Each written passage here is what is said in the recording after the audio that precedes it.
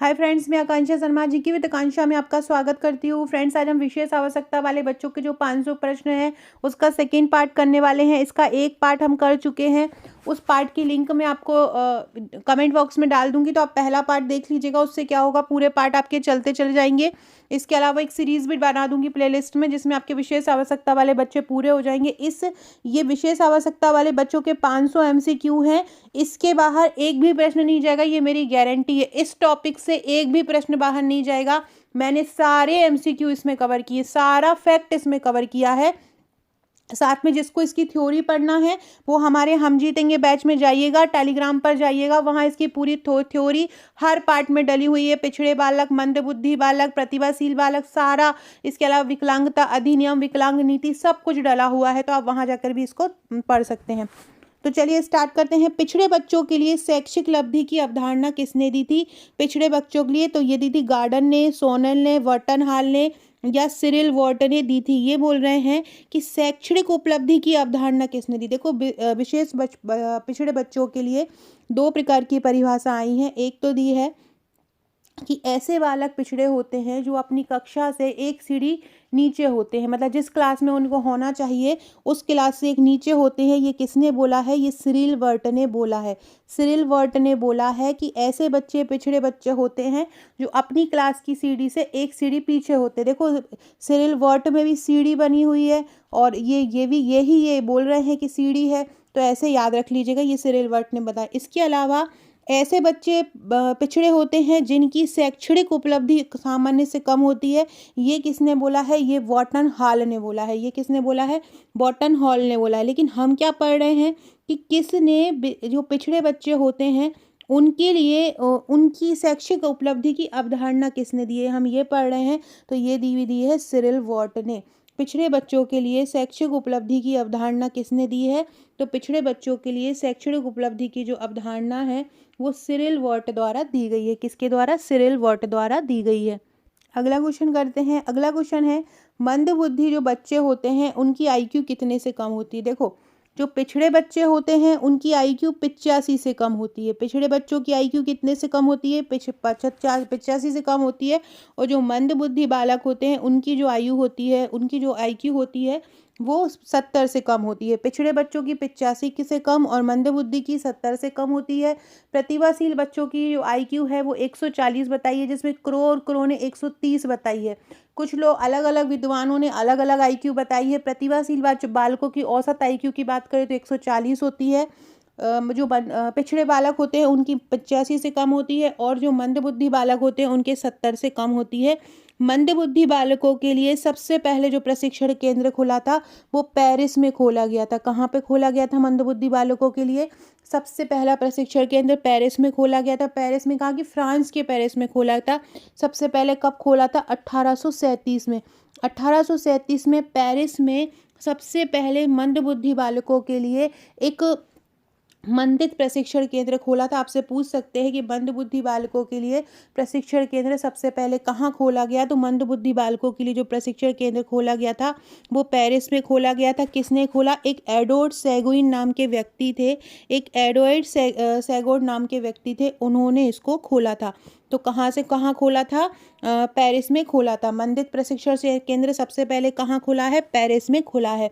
इसके अलावा गोडार्ड नाम के एक व्यक्ति थे, उन्होंने मानसिक मंदता को उन्होंने बताया कि जो मानसिक मंदता होती है उसका कारण आनुवंशिकता भी हो सकता है। तो मानसिक मंदता का कारण आनुवंशिकता को किसने बताया है? गोडार्ड ने बताया है। याद रखना, किसने? गोडार्ड ने।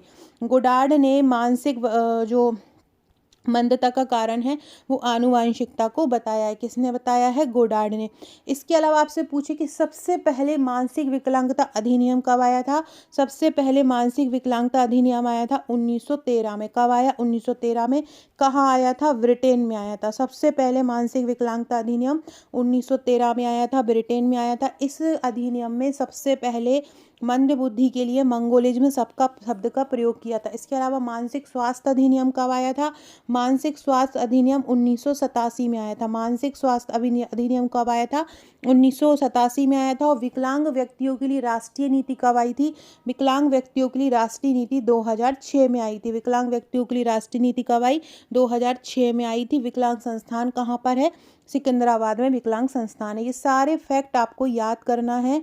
ये इन पूरे 500 प्रश्नों में ये फैक्ट मिल जाएंगे। थ्योरी से पढ़ना है, फिर एमसीक्यू लगाना है। तो हम जीतेंगे बैच में ज्वाइन कर लो और थ्योरी आपको इसकी मिल जाएगी। ये पूरे एमसीक्यू भी मिल जाएंगे। वे बालक पिछड़े हैं जो विद्यालय जीवन में अपनी आयु स्तर की कक्षा से एक सीढ़ी नीचे की कक्षा का कार्य करने में असमर्थ होते हैं। किसने कहा है? ये सिरिल वर्ट ने कहा है। किसने कहा है? सिरिल वर्ट। अभी अपन ने पढ़ा था। अगला है, सबसे पहले मंगोलिज्म शब्द का प्रयोग किसने किया? अभी मैंने बताया था कि ब्रिटेन में मानसिक स्वास्थ्य विकलांगता अधिनियम आया था 1913 में। इस विकलांगता अधिनियम में मंगोलिज्म मंद बुद्धि के लिए मंगोलिज्म शब्द का प्रयोग किया था। सबसे पहला मानसिक विकलांगता अधिनियम कब आया था? ये भी पूछ सकते हैं। तो सबसे पहला मानसिक विकलांगता अधिनियम 1913 में आया था। इसी अधिनियम में मंगोलिज्म शब्द का सर्वप्रथम प्रयोग किया था। अगला है, विकलांग व्यक्तियों के लिए राष्ट्रीय नीति कब आई थी? तो विकलांग व्यक्तियों के लिए जो राष्ट्रीय नीति आई थी 2006 में आई थी। विकलांग व्यक्तियों के लिए राष्ट्रीय नीति कब आई थी? 2006 में विकलांग व्यक्तियों के लिए राष्ट्रीय नीति आई थी। और ये बहुत इंपॉर्टेंट है। ये क्वेश्चन बहुत इंपॉर्टेंट है। ये विकलांग व्यक्तियों से संबंधित क्वेश्चन है और ये बहुत ज़्यादा इंपॉर्टेंट है। अगर जो आप लोगों में से जो मेरे वो लोग वीडियो देख रहे हैं जिन्होंने हमारा हम जीतेंगे बैच लिया है, वो लोग एक पीडीएफ नंबर जो है V76 पर जाइएगा। V76 जो पीडीएफ है वो आपको यही, सॉरी V67 जो पीडीएफ है उसमें आपको इसकी थ्योरी मिल जाएगी। उसमें आपको इस पूरे जो टॉपिक में एमसीक्यू करा रहे हैं उसकी थ्योरी मिल जाएंगी। और ये पूरे एमसीक्यू आपको 500 एमसीक्यू नाम से, मैराथन नाम से डले हुए हैं, वहाँ मिल जाएंगे। आप ये टॉपिक याद कर लो, 2 दिन में आपका ये विशेष आवश्यकता वाले बच्चे कंप्लीट हो जाएगा। ये टॉपिक कंप्लीट करके रख दो। एग्जाम के 1-2 दिन पहले रिवीजन कर लेना ताकि एक एक टॉपिक निपटता जाए। मैं ऐसे ही हर टॉपिक का आपको एमसीक्यू बंच बना के दूंगी, बस वही रिवीजन करना, उसके बाहर कुछ नहीं जाएगा। देखो आपका टॉपिक कंप्लीट है, इसके बाहर कुछ नहीं जाएगा। अब अगर वो आउट ऑफ सिलेबस देंगे तो वो उनका मर्जी है, लेकिन आप अपने तरफ से सिलेबस कंप्लीट करके इसको रख सकते हो। तो विकलांग व्यक्ति की नीति कब आई? 2006 में आई। विकलांग व्यक्ति अधिनियम भारत में कब आया? 1987 में। और सबसे पहले कहाँ आया? ब्रिटेन में आया। वो कब आया? 1913 में आया। एक पागलपन अधिनियम आया था। एक पागलपन अधिनियम आया था 1912 में। इसको हम भारतीय पागलखाना अधिनियम बोलते हैं। भारतीय पागलखाना अधिनियम कब आया था? भारतीय पागलखाना अधिनियम आया था 1912 में। अगला है, पढ़ाई में पिछड़े हुए बालकों के प्रति आपका दृष्टिकोण कैसा होगा? कठोर होगा, सहानुभूतिपूर्ण होगा या उदार होगा? जाहिर सी बात है, जो पिछड़े होंगे हमें उनके साथ उदार व्यवहार करना चाहिए, तभी वो खुद को मोटिवेट फील करेंगे और कुछ अच्छा कर पाएंगे। अगला क्वेश्चन है, यूएसए कमीशन ऑफ एजुकेशन ने कितने प्रतिशत बालकों को प्रतिभाशाली कहा है? मैंने प्रतिभाशाली बालक को पिछली बार पढ़ाया था, पिछला जो पहला पार्ट करवाया था, तब मैंने आपको प्रतिभाशाली बालक की पूरी परिभाषाएं भी बताई थी कि क्या होते हैं। देखो, प्रतिभाशाली बालक जो होते हैं इनकी औसत आईक्यू जो होती है वो 140 होती है। और इनको परीक्षण के आधार पर, निरीक्षण के आधार पर, अभिलेखों के आधार पर इनको प्रशिक्षण दिया जा सकता है। क्रो ने इनकी जो आयु है, क्रो ने इनकी आयु 130 बताई है। क्रो ने इनकी आयु कितनी बताई है? 130 बताई है। इसके अलावा स्किनर और हैरीमैन ने ये बताया है कि जितनी भी टोटल संख्या होती है उसका केवल 1% ही प्रतिभाशाली बालक होते हैं। ये किसने बताया है? स्किनर और हैरीमैन ने बताया है। ये किसने बताया है? स्किनर और हैरीमैन ने बताया है कि जितने भी लोग होते हैं, टोटल बच्चे जितने होते हैं एक हम उम्र के, उनके केवल 1% लोग ही जो होते हैं प्रतिभाशाली होते हैं।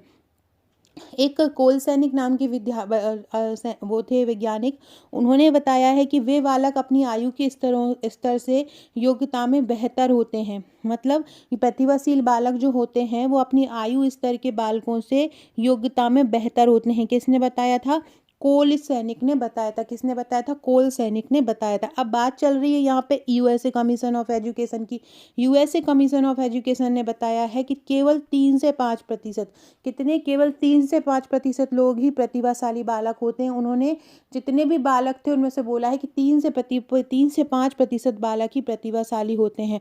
एक हैक नामक व्यक्ति थे, एक हैक नामक मनोवैज्ञानिक थे, उनने बताया क्या बोला है? उनने बोला है, हैक ने बोला है कि जिनकी आईक्यू 125 प्लस होती है वो प्रतिभाशाली होते हैं। नॉर्मल 140 होती है, क्रोर ने 130 बताई है, और हैक नामक व्यक्ति थे, उन्होंने प्रतिभाशाली बालकों की आयु 125 बताई है।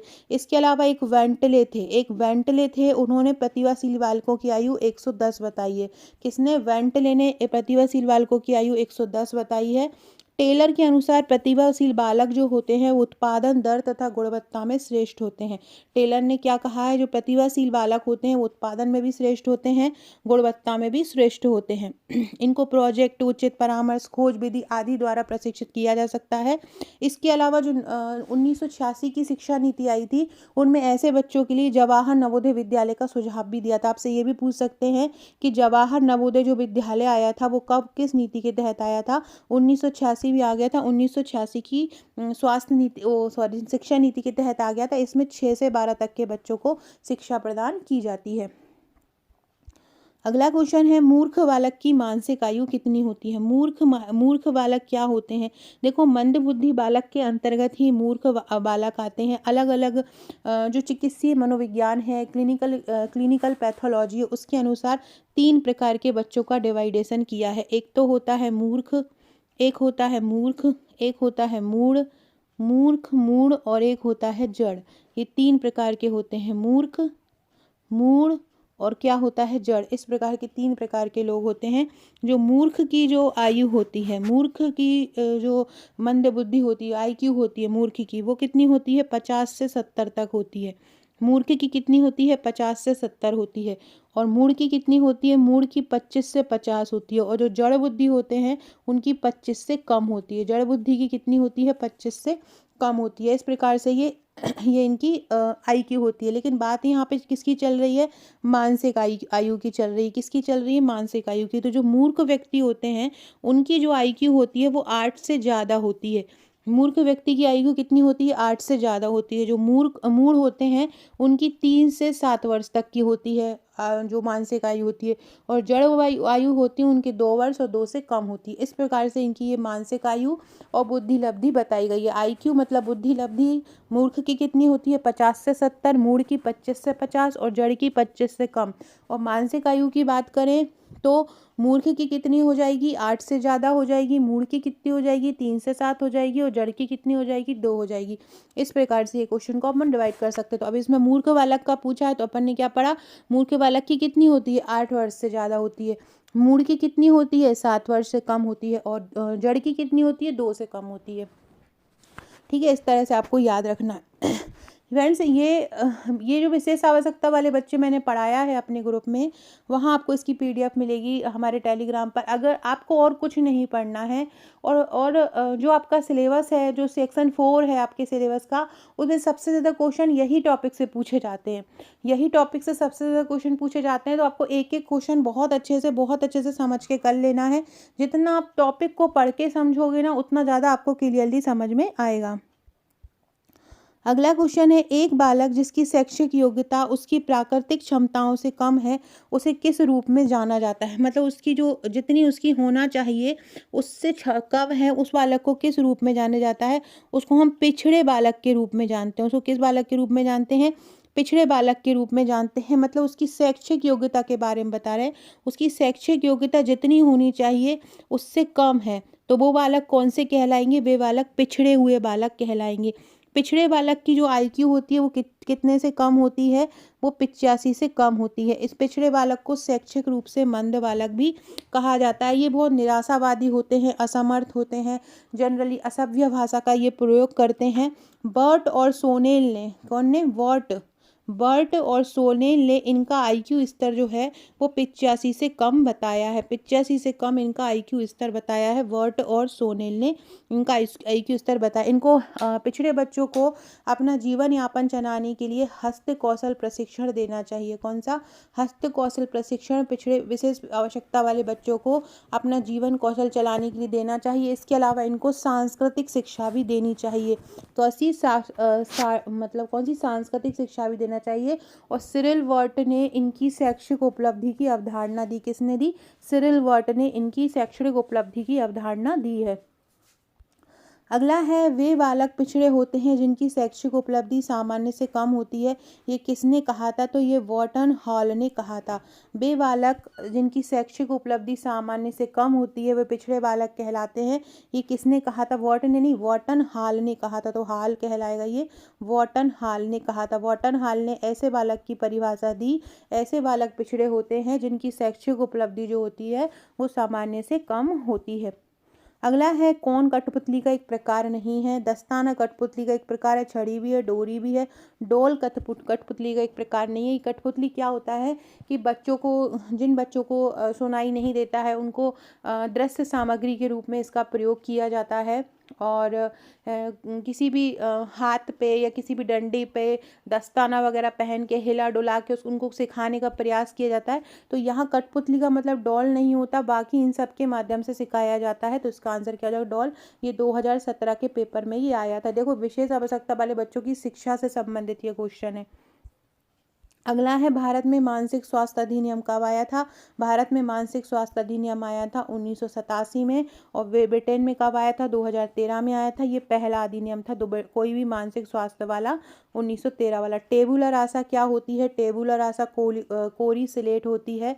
क्या होती है? कोरी स्लेट होती है। प्लेटो ने बच्चों के मस्तिष्क को कोरी स्लेट बोला है। किसने? प्लेटो ने बोला है।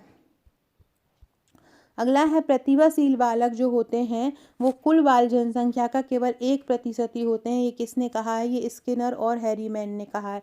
जबकि अमेरिकन जो एसोसिएशन है उन्होंने बोला है 3 से 5% बालक प्रतिभाशील होते हैं। जबकि जो स्किनर और हैरीमैन ने है उन्होंने बताया कि कुल बाल जनसंख्या का 1% ही होते हैं। किसने बोला है? स्किनर और हैरीमैन ने बोला है। अगला है, प्रतिभाशील बालक अपनी आयु स्तर के बालकों से योग्यता में बेहतर होते हैं। ये किसने बोला है? ये कोलसैन ने बोला है। प्रतिभाशील बालक जो होते हैं वो अपनी आयु स्तर के बालकों से योग्यता में बेहतर होते हैं। किसने बोला है? कोलसैनिक ने। फ्रेंड्स, हमारे हम जीतेंगे बैच में ये सारी परिभाषाएं हमने ट्रिक द्वारा याद करवाई हैं। आपको इन सब की ट्रिक मिल जाएगी। आप जैसे ही इसकी PDF ओपन करेंगे तो आपको PDF ओपन करने पर ये परिभाषा मिलेगी और परिभाषा के जस्ट नीचे उसकी ट्रिक लिखी हुई है। तो आपको ये याद हो जाएगा कि ये कोलसैनिक और इसको कैसे याद करना है। क्योंकि इतने कम समय में इतना लंबा चीज़ें, इतनी सारी चीज़ें आप कैसे याद रखोगे? तो सबसे अच्छा तरीका है ट्रिक। हम हमारे बैच में ट्रिक द्वारा ही सारे टॉपिक याद करवा रहे हैं। आज रात को 10 बजे हमारा जो हम जीतेंगे सुपरवाइज़र बैच है उसमें चार टॉपिक का टेस्ट है। एक तो है महिला आयोग, राष्ट्रीय महिला आयोग, मध्य प्रदेश महिला आयोग, मातृत्व लाभ अधिनियम। इसके अलावा MTP एक्ट है जिसमें कुछ मेडिकल टर्मिनेंसी के तहत कुछ अवस्थाओं में गर्भपात को जो है कानूनी अधिकार दिया है 1971 के तहत। तो इन सब का टेस्ट जो आज हमारे सुपरवाइज़र बैच में लिया जा रहा है। ऐसे ही मोस्टली इंपॉर्टेंट टॉपिक हमारे ग्रुप में कराया जा रहा है। इसके अलावा जो कल से स्टार्ट हो रहा है हमारा टॉपिक वो हो रहा है स्वास्थ्य की जितनी भी योजना स्वास्थ्य की होंगी, चाहे वो मध्य प्रदेश सरकार की हो चाहे भारत सरकार की हो, ये सारी योजना हम कल से मतलब आज रात को आज के टेस्ट के बाद ये टॉपिक दे दिया जाएगा। इसको फिर वीडियो लेक्चर द्वारा ट्रिक द्वारा याद करा दिया जाएगा और फिर कल उसका टेस्ट होगा। 2 दिन में आपकी पूरी स्वास्थ्य की योजनाएं कंप्लीट हो जाएंगी। कहीं से भी कोई भी स्वास्थ्य का क्वेश्चन आपसे पूछ लें आप उसको सॉल्व कर पाएंगे। तो अगर आप हमारा हम जीतेंगे बैच लेना चाहते हैं तो आप लोग मुझे व्हाट्सएप कर दीजिए। अगर आप 100% इतनी कम सीट में भी एक सीट लेना चाहते हैं तो आपको बहुत जी जान लगा के पढ़ना पड़ेगा। केवल वही पढ़ना पड़ेगा जो एग्ज़ाम में आना है और आपको बहुत स्मार्टली स्टडी करना रहेगा। अगला क्वेश्चन है, निम्नलिखित में से कौन मंदबुद्धि बालकों की विशेषता नहीं है? निम्न में से कौन एक मंदबुद्धि बालक में नहीं आता है? क्वेश्चन है, शैक्षिक प्राप्ति उनकी प्राकृतिक क्षमताओं से नीचे होती है। मंद बुद्धि बालकों की, देखो जहाँ पर शैक्षिक प्राप्ति की बात आ जाए वहाँ पर पिछड़े बालक आ जाते हैं, क्योंकि मंद बुद्धि बालकों को तो शिक्षा देना भी मतलब एक मूल काम है। ये सामान्य स्कूल के तालमेल में नहीं रख पाते हैं। ये बोल रहे हैं मंद बच्चों की विशेषता नहीं है, ये तो है, ये भी है, ये भी है। अपनी उम्र के दूसरे बच्चों से बहुत पीछे होते हैं, बुद्धि कम होती है, तो ये इसका हो जाएगा बुद्धि कम होती है। ये इसका आंसर हो जाएगा। क्वेश्चन पूछ रहे हैं कौन मंद बुद्धि मतिमंद बच्चों की विशेषता नहीं है। मतिमंद बच्चों की, जो मतिमंद होते हैं उनकी बुद्धि होती ही नहीं है, बुद्धि कम की बात क्या करें, बुद्धि होती ही नहीं है। मतिमंद जो लोग होते हैं जिनको हम जड़ बुद्धि बोलते हैं, बुद्धि होती ही नहीं है, तो बुद्धि कम नहीं, बुद्धि कम का ही इसका आंसर होगा कि इनमें से कौन सा इसका कौन जो है मतिमंद बालकों की विशेषता नहीं है। अगला है सेरेब्रल पाल्सी क्या होता है। सेरेब्रल पाल्सी एक मस्तिष्क विकार होता है, इसको हम सीपी भी बोलते हैं, सीपी सेरेब्रल पाल्सी बोलते हैं। ये आमतौर पर किन में पाया जाता है, बुजुर्गों में, नशे के आदी लोगों में, छोटे बच्चों में या केवल महिलाओं में। तो ये छोटे बच्चों में पाया जाता है। किस में पाया जाता है, छोटे बच्चों में पाया जाता है। इसमें क्या होता है कि या तो जब माता गर्भवती होती है तो माता को चोट वगैरह लगने के कारण भी भ्रूण के मस्तिष्क में चोट लग जाती है, तो मस्तिष्क में क्या होता है, असामान्यताएं हो जाती हैं, जिसके कारण भी ये सेरेब्रल पाल्सी रोग हो जाता है, जिस कारण मस्तिष्क जो होता है वो अविकसित तरीके से विकास करने लगता है। इसके अलावा इसके कई कारण भी हो सकते हैं, जैसे कि माँ अगर किसी रोग से संक्रमित हो जाती है, माँ कोई विषैले पदार्थों का सेवन कर लेती है, माँ को उच्च रक्तचाप जैसी बीमारी हो, इसके परिणाम में क्या हो जाता है, बच्चे का वजन कम हो जाता है।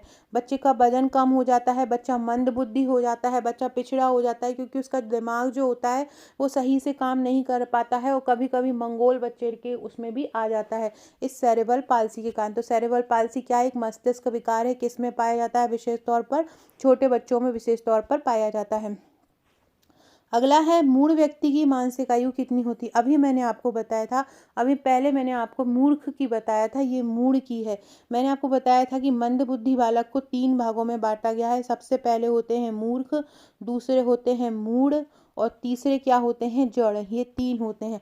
मूर्ख की जो मानसिक आयु होती है वो 8 से ज़्यादा होती है, मूढ़ की जो होती है वो 3 से 7 के बीच होती है, और जड़ की जो होती है वो 2 से कम होती है। ये मैंने आपको बताया था। ये मानसिक आयु की बात की जा रही है।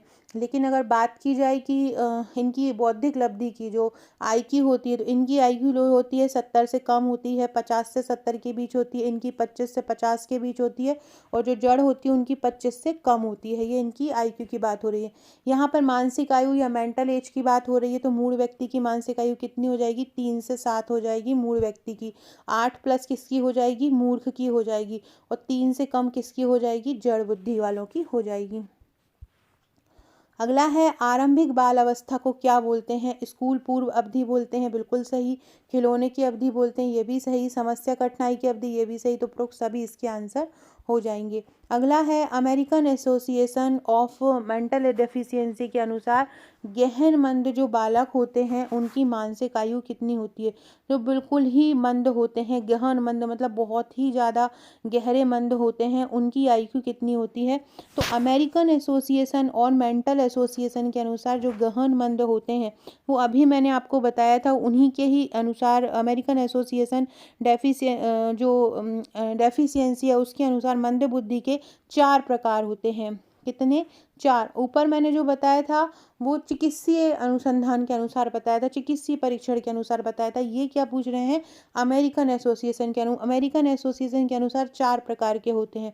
सबसे पहला होता है अल्पमंद, मतलब थोड़ा सा मंद है, ठीक है। दूसरा होता है मध्य मंद, दूसरा क्या होता है, मध्य मंद। अगला होता है तीव्र मंद, अगला क्या होता है, तीव्र मंद होता है। और सबसे लास्ट में कौन होता है, बिल्कुल ही गधा होता है, वो कौन होता है, गहन मंद। इस प्रकार से अमेरिकन एसोसिएशन के अनुसार मंद बच्चे, जो मंद बालक के जो प्रकार हैं वो 4 होते हैं। एक होता है अल्पमंद, दूसरा होता है मध्य मंद, तीसरा होता है तीव्र मंद, और चौथा होता है क्या, गहन मंद होता है। अब जो अल्पमंद होता है इनकी जो बौद्धिक लब्धि होती है, एक सेकेंड, जो अल्पमंद होता है इनकी जो बुद्धिक लब्धि होती है वो 52 से 67 के बीच बताई है। 52 से 67 के बीच बुद्धि लब्धि बताई है। जो मध्यमंद होते हैं इनकी जो आईक्यू बताई है वो 36 से 51 के बीच बताई है। मध्यमंद की कितनी बताई है? 36 से 51 के बीच बताई है। जो तीव्र मंद होते हैं उसकी कितनी बताई है? 20 से 35 बताई है।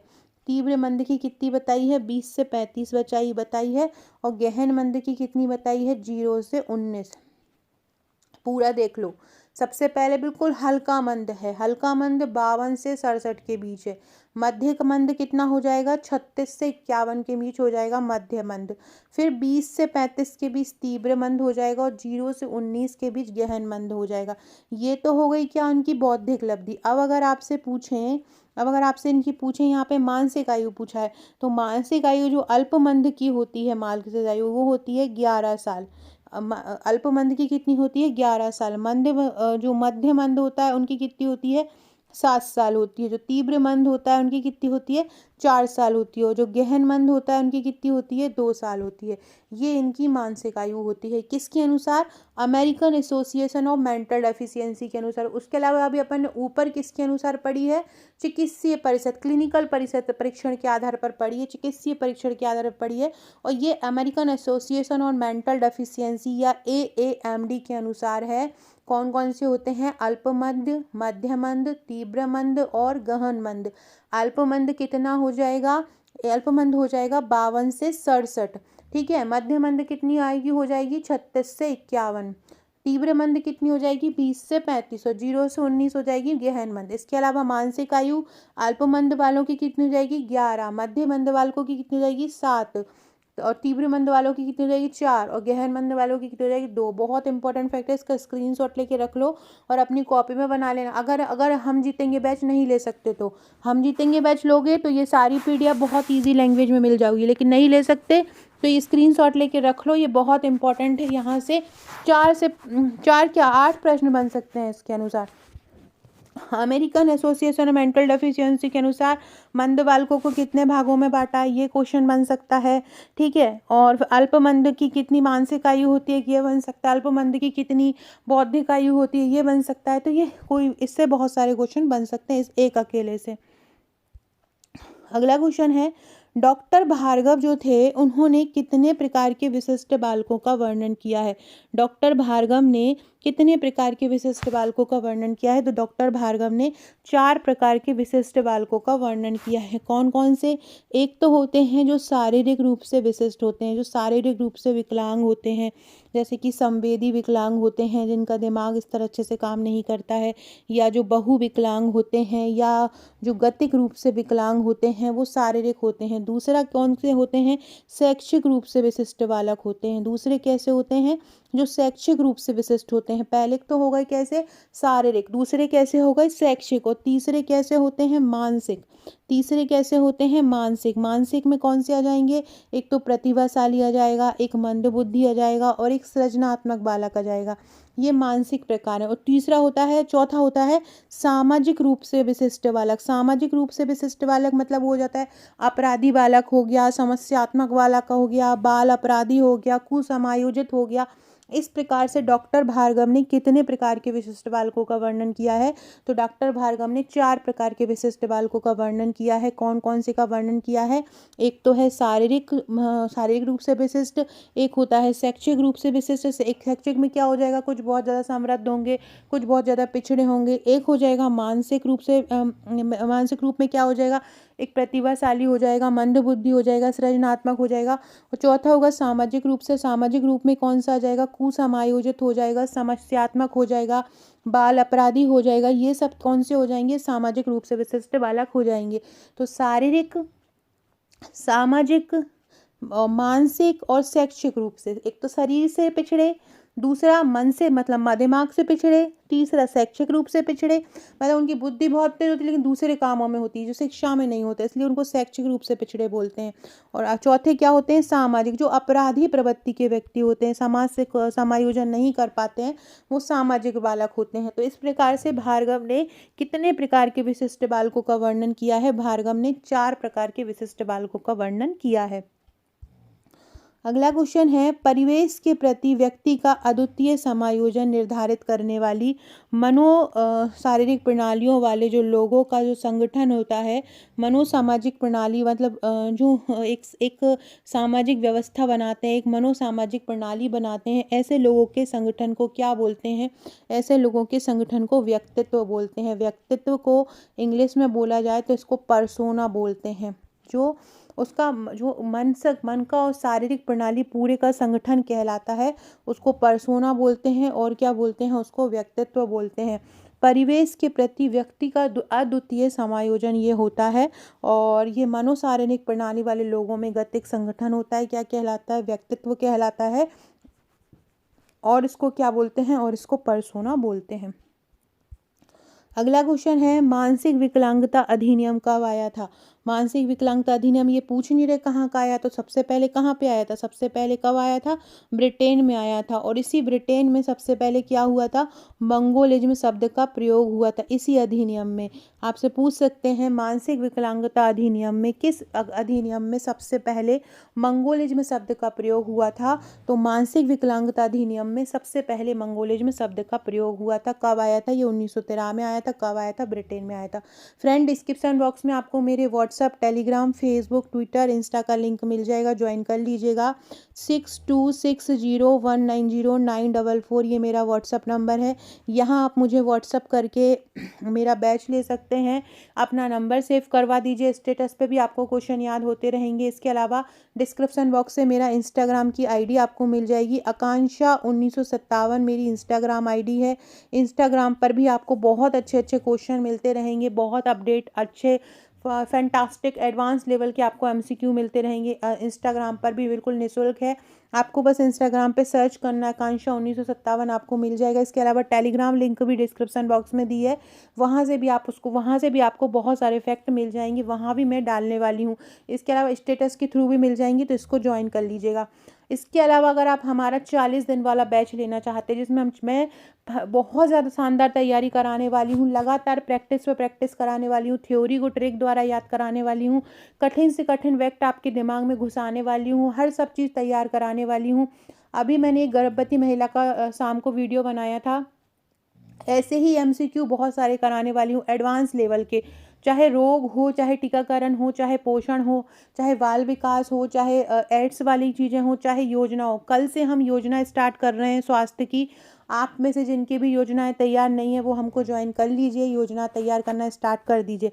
क्या क्या मिलने वाला है, कैसे मिलेगा, वो मैं बता देती हूँ। हमारा जो बैच है, हम जीतेंगे बैच नाम से है, जो आपको मुझे बोलना है व्हाट्सअप करके कि मैम हमको हम जीतेंगे बैच लेना है।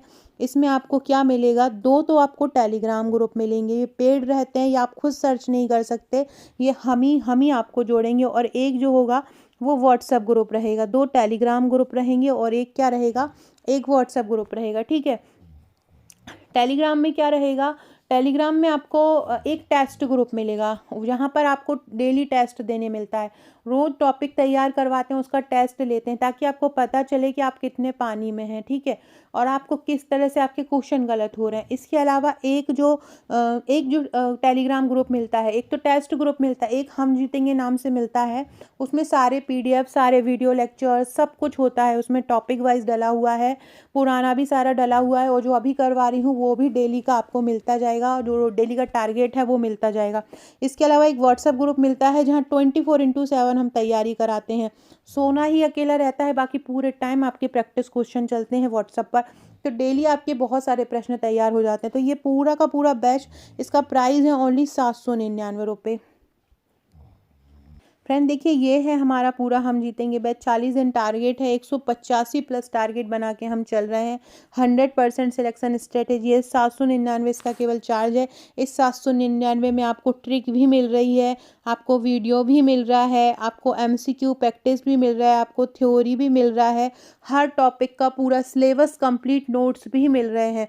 ये सारा कुछ आपको ओनली 799 में मिल रहा है। रिवीजन, प्रैक्टिस, प्रश्न, ट्रिक द्वारा टॉपिक तैयार, ट्रिक द्वारा वीडियो लेक्चर, 2000 प्लस अधिनियम, एमसीक्यू, सभी धाराएं, सभी भाग ट्रिक से, टॉपिक वाइज वस्तुनिष्ठ प्रश्न, गर्भवती महिला, पोषण, हजारों प्रैक्टिस, सिलेबस के हर भाग से 3 से 4000 एमसीक्यू मिलते हैं। इसके अलावा सबसे मेन चीज़ डेली टेस्ट होता है और ट्रिक द्वारा टॉपिक याद होते हैं। जो अभी आप ये कर रहे हो, ये जो आप अभी ये टॉपिक कर रहे हो, ये वाला विशेष आवश्यकता वाले बच्चों का, इसके 50 एमसीक्यू डले हुए हैं और इसके 7 पार्ट में इसकी थ्योरी भी डली हुई है। मैं आपको लेके चलती हूँ कैसे आपको टेलीग्राम ग्रुप मिलेगा।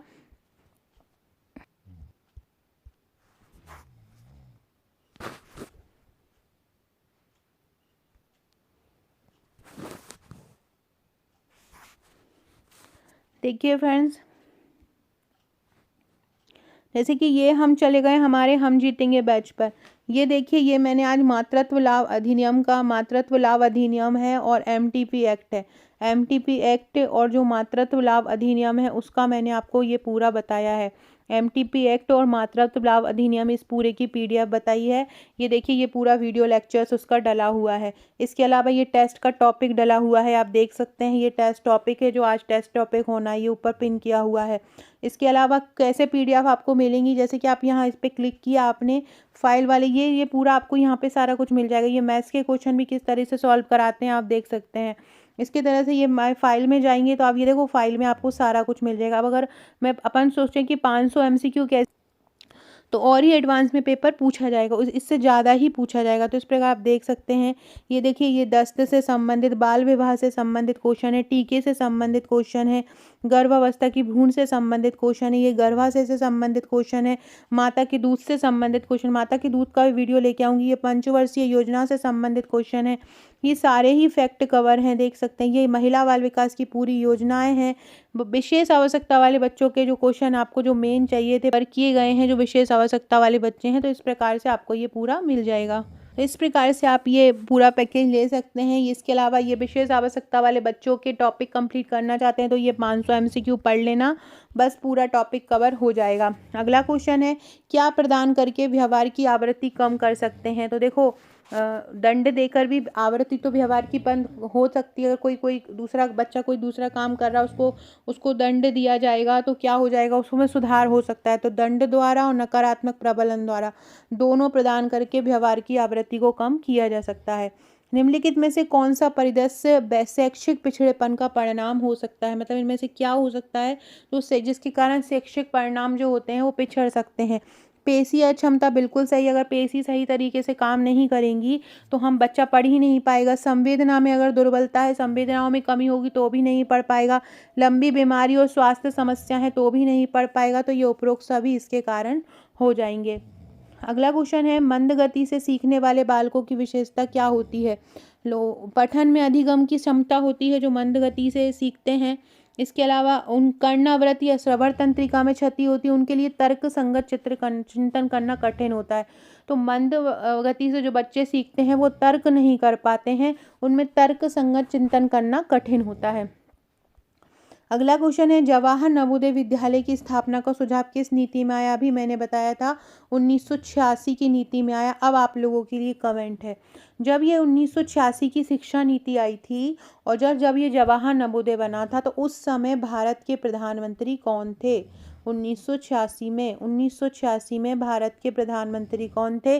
सारे लोग कमेंट करके मुझे बताइएगा कि 1985 में भारत के प्रधानमंत्री कौन थे जब जवाहर नवोदय विद्यालय योजना आई या जब ये 1986 की नीति आई। वर्तमान में कौन सी नीति चल रही है, 2020 की नीति चल रही है। इसके बाद 2000 में आई थी और अब आई है 2020 में। 1986 में जब जवाहर नवोदय योजना आई थी तब उस समय भारत के प्रधानमंत्री कौन थे। तो ये आप लोग मुझे कमेंट, सारे लोग जिनको मेरे वीडियोस पसंद आते हैं, सबसे पहले तो सारे लोग लाइक कर दीजिए वीडियो को और सारे लोग कमेंट करके बताइएगा कि जब जवाहर नवोदय विद्यालय योजना आई और जब जवाहर नवोदय विद्यालय स्थापना हुई, उस समय भारत के प्रधानमंत्री कौन थे। इस तरह के क्वेश्चन पूछे जाते हैं। हर वीडियो में आपको बोलती हूँ कि कहीं से भी आपने बैच लिया हो, बस थोड़ा सा स्मार्टली स्टडी करो, फालतू की चीज़ें बिल्कुल मत पढ़ो। एक बारी सिलेबस देखो बहुत ध्यान से, छोटे छोटे टॉपिक को पिन करो जो बहुत छोटे टॉपिक हैं, जैसे कि एड्स को पकड़ लो, टीकाकरण को पकड़ लो, कुपोषण को पकड़ लो, पंचवर्षीय योजना पकड़ लो। ये छोटे छोटे टॉपिक जो होते हैं ना, ये बाल विकास बहुत जगह पे बाल विकास पढ़ाया जा रहा है और आप लोग पढ़ रहे हैं। अधिगम अधिगम अधिगम मत पढ़ो, ये नहीं आएगा इतना। बहुत बेसिक क्वेश्चन आएंगे, उस शिशु पूर्व स्कूल पूर्व देखभाल है, उसके लिए इतना ज़्यादा पागल मत बनो, है ना। मेरे पास 1040 MCQ की एक ई बुक है जिसमें स्कूल पूर्व देखभाल के MCQ हैं। उसमें सारे वैज्ञानिक जो ज़रूरत है, फ्रायड हो चाहे आपका पियाजे हो, इनसे ही क्वेश्चन बनेंगे इसमें। अगर आप सोचो कि कठिन कठिन जो लोग हैं जो बाल विकास में के लिए पढ़ते हो वो यहाँ पे पूछे जाएंगे, तो वो यहाँ पे नहीं पूछे जाएंगे, उनके लिए इतना परेशान मत हो। अगला क्वेश्चन है, मंदित बालकों के लिए प्रथम प्रशिक्षण केंद्र कहाँ खुला था। अभी मैंने बताया था आपको कि मंदित बालकों के लिए जो प्रथम प्रशिक्षण केंद्र खुला था वो कहाँ पे खुला था, वो पेरिस में खुला था। कहाँ पे खुला था, मंद बालकों के लिए जो सबसे पहला प्रशिक्षण केंद्र खुला था वो कहाँ पे खुला था, मंदबुद्धि बालकों के लिए प्रशिक्षण केंद्र पेरिस में खोला गया था। कहाँ खोला गया था, पेरिस में खोला गया था। आपसे पूछे किसने खोला था ये, तो एडोर्ड ने खोजा था। किसने, एडोर्ड ने। एक एडोर्ड संगुइन नाम के व्यक्ति थे, एडोर्ड संगुइन नाम के व्यक्ति थे। इन्होंने मंदित बालकों के लिए प्रथम प्रशिक्षण केंद्र खोला। किसने, एडोर्ड संगुइन ने। याद रखना 1837 में खोला। 1837 में मंदित बालकों के लिए प्रथम प्रशिक्षण केंद्र कहाँ खोला है, किसने खोला है, एडोर्ड संगुइन ने खोला है। किसने खोला है, एडोर्ड संगुइन ने मंदित बालकों के लिए प्रथम प्रशिक्षण केंद्र खोला है। अगला क्वेश्चन है, जड़ बुद्धि की बुद्धि लब्धि कितनी होती है। जड़, अभी मैंने बताया था आपको 3 प्रकार के बालक होते हैं। एक कौन सा होता है, मूर्ख, एक होता है मूढ़ और एक होता है जड़।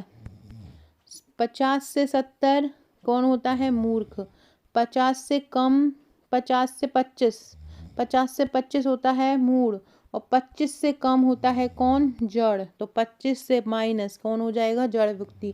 जड़ बुद्धि की क्या होती है, 25 तो इसकी बुद्धि लब्धि होती है और 2 से कम इसकी जो मानसिक आयु होती है वो 2 से कम होती है। ये दोनों ही फैक्ट इंपॉर्टेंट है।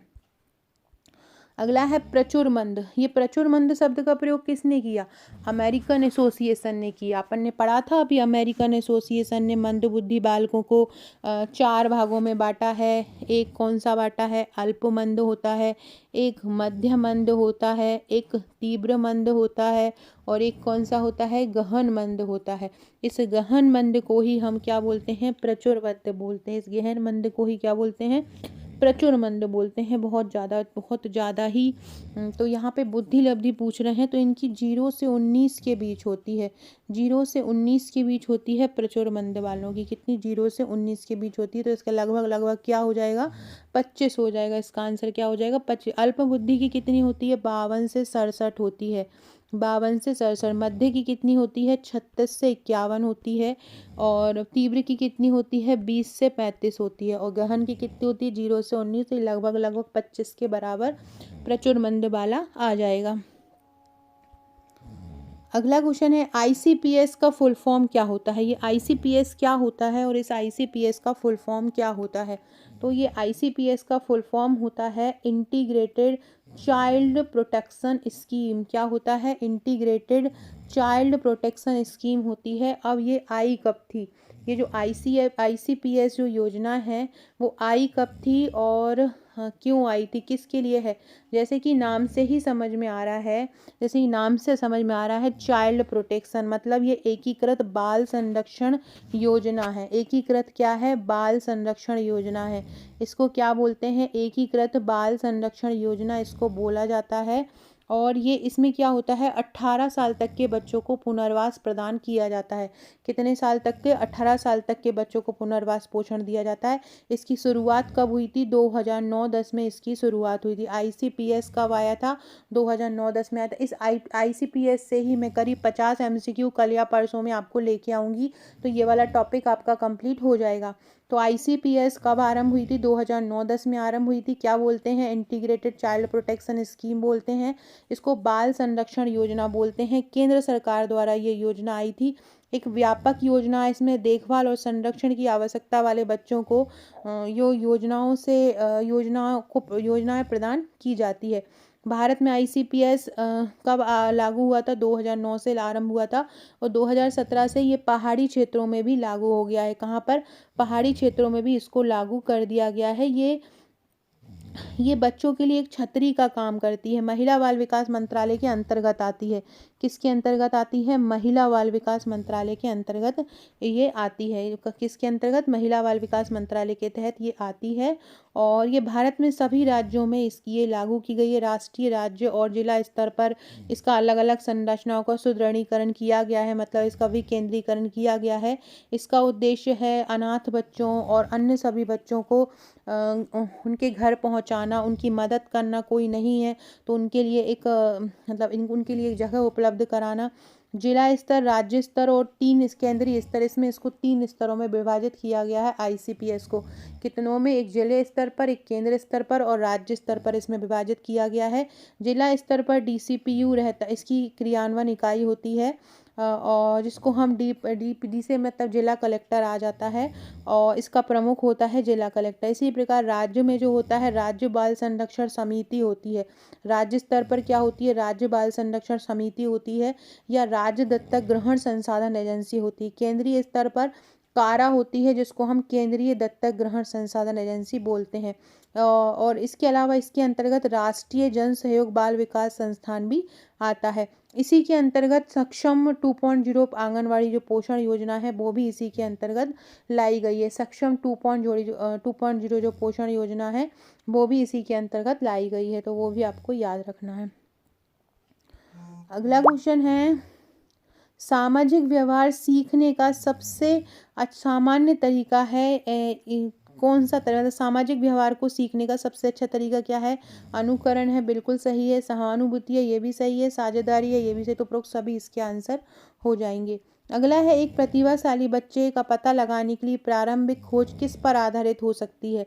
तो जो प्रारंभिक खोज होती है, सब प्रतिभाशाली बच्चे की पहचान करना है तो सबसे मेन तरीका होता है बुद्धि लब्धि परीक्षण। एक प्रतिभाशाली बच्चे का अगर पता लगाना है तो कौन सा परीक्षण सबसे मेन होता है? बुद्धि लब्धि का जो परीक्षण होता है वो सबसे मेन होता है। कौन सा? बुद्धि लब्धि जो परीक्षण होता है एक प्रतिभाशाली बच्चे का पता लगाने के लिए, वो सबसे मेन परीक्षण होता है बुद्धि लब्धि परीक्षण। सबसे ज़्यादा मेन परीक्षण ये होता है। अगला है, प्रतिभाशाली बच्चों को पहचान के लिए किसका हमें उपयोग नहीं करना चाहिए? मानसिक स्तर मापना चाहिए, बुद्धि लब्धि को मापना चाहिए, व्यक्तित्व मापने का परीक्षण। प्रतिभाशाली से व्यक्तित्व का कोई मतलब ही नहीं है तो व्यक्तित्व का कोई मापन नहीं करना चाहिए, बाकी के सारे मापन करना चाहिए। अगला है, एक बालक की शैक्षिक लब्धि 70 से कम है। 70 से कम है तो उसे कौन सा बालक कहेंगे? 70 से कम है तो वैसे तो कहते हैं उसको मंदबुद्धि बालक। 85 से कम होता है, लेकिन इनमें अपराधी बालक की बुद्धि लब्धि ऐसे मानी नहीं जाती, तो इसका आंसर हो जाएगा पिछड़ा बालक। इसका क्या हो जाएगा? पिछड़ा बालक हो जाएगा। पिछड़ा बालक की जो IQ होती है वो कितने से कम होती है? 85 से कम होती है पिछड़े बालक की IQ। अगला है, कौन सा परीक्षण पिछड़े बालक बालिका के लिए है? इनमें से कौन सा परीक्षण पिछड़े बालक के लिए किया जाता है? व्यक्तिगत बुद्धि परीक्षण सही है, सामूहिक परीक्षण ये भी सही है, उपलब्धि परीक्षण ये भी सही है। उपरोक्त सभी इसके आंसर हो जाएंगे, मतलब ये सभी जो परीक्षण है वो पिछड़े बालक बालिकाओं के लिए किए जाते हैं। किस प्रकार के शिक्षण में पुरस्कार और दंड के महत्व पर जोर दिया जाता है? तो ये दिया जाता है क्रिया प्रसूत में। कृषि क्रिया प्रसूत अनुकूलन में पुरस्कार और दंड के महत्व पर जो जोर दिया जाता है। किस क्रिया प्रसूत सिद्धांत किसने दिया था? स्किनर ने दिया था और इसमें पुरस्कार और दंड पर जोर दिया जाता है। ये राजस्थान के एग्जाम में पूछा है। टर्मन ने प्रतिभाशील बालकों की जो IQ कितनी बताई है? टर्मन ने बताई है 140। टर्मन ने 140 बताई है और क्रो ने कितनी बताई है? क्रो ने 130 बताई है। क्रो ने कितनी बताई है? 130 बताई है। अगला क्वेश्चन है, इसके अलावा एक हैक नाम के व्यक्ति, उन्होंने इसकी आयु 125 बताई है। और एक वेंटर नाम के आदमी है, वेंटल, उन्होंने इनकी जो IQ है वो 112 बताई है। 112 बताई है वेंटल ने। प्रतिभाशाली बालक की IQ 125 से ज़्यादा होती है। अभी मैंने बताया 125 से ज़्यादा प्रतिभाशील बालकों की आयु किसने बताया है? हैक ने बताया है। हैक ने प्रतिभाशील बालकों की आयु कितनी बताई है? हैक ने बताई है 25 से ज़्यादा बताई है। अगला है American association of mental deficiency के अनुसार मंद बालकों की मानसिक आयु, अभी मैंने अल्प मंद बोला है। 4 प्रकार होते हैं, कौन सा होता है? अल्प, मध्य, तीव्र और गहन तीव्र। अल्प की कितनी होती है मानसिक आयु? 11 होती है। इनकी कितनी होती है? 3 से 7 तक होती है, 7 मान सकते हैं। और इनकी कितनी होती है? 3 से 7 होती है। और इसकी कितनी होती है? 2 से भी कम होती है। ठीक है, तो 11 होती है अल्प मंद बालकों की। तो क्या हो जाएगा इसका आंसर? 11 हो जाएगा। कितना हो जाएगा? 11 हो जाएगा। अगला है सुविधाहीन या वंचित समुदाय में आने वाले विद्यार्थियों के अधिगम को सुसाधित कैसे किया जा सकता है? उन्हें घर पर ट्यूशन पढ़ाने के लिए बिल्कुल नहीं, उन्हें बहुत से स्मरण याद करने को देकर बिल्कुल नहीं, उन्हें असफलता का डर और शर्मिंदगी महसूस कराते थे बिल्कुल भी नहीं।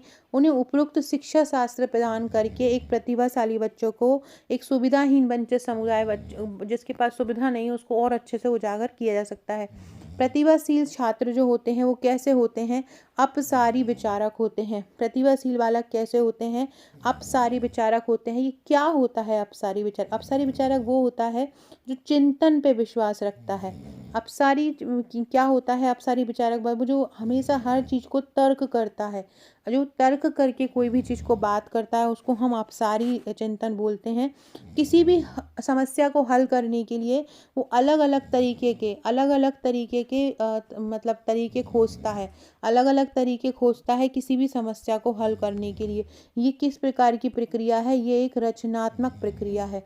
पर कौन सी प्रक्रिया है? एक रचनात्मक प्रक्रिया होती है। इसमें विचारों का जो होता है मुक्त प्रवाह होता है, विचार मुक्त तरीके से घूमते हैं। ये विस्तारीवादी प्रक्रिया होती है।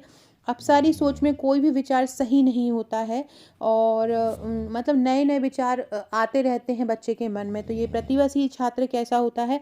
अपसारी ही होता है। अभिसारी सोच जो होती है वो अपसारी सोच के विपरीत होती है। अभिसारी सोच में कोई भी समस्या होती है तो उसका विश्लेषण किया जाता है, जबकि अपसारी में अलग अलग विचार रखे जाते हैं तरीके तरीके के। मनोविज्ञान में अपसारी चिंता वो है जिसमें बहुत सारे कई सारे विचार आ जाते हैं और अभिसारी क्या होता है? एक ही विचार का एनालिसिस किया जाता है। ठीक है, इस प्रकार से अपसारी और अभिसारी जो होते हैं अलग अलग चीज़ों में बटे हुए होते हैं। फ्रेंड्स, ये वीडियो जो है 50 मिनट का हो चुका है और इसके आगे के क्वेश्चन मैं नेक्स्ट पार्ट में कराऊंगी। आप चाहते हैं इसका नेक्स्ट पार्ट लाऊं तो सारे लोग कमेंट जरूर कीजिएगा, लाइक कीजिएगा, शेयर कीजिएगा, वीडियो अच्छा लगे तो, और कमेंट मुझे करके बताइएगा। Okay friends, thank you.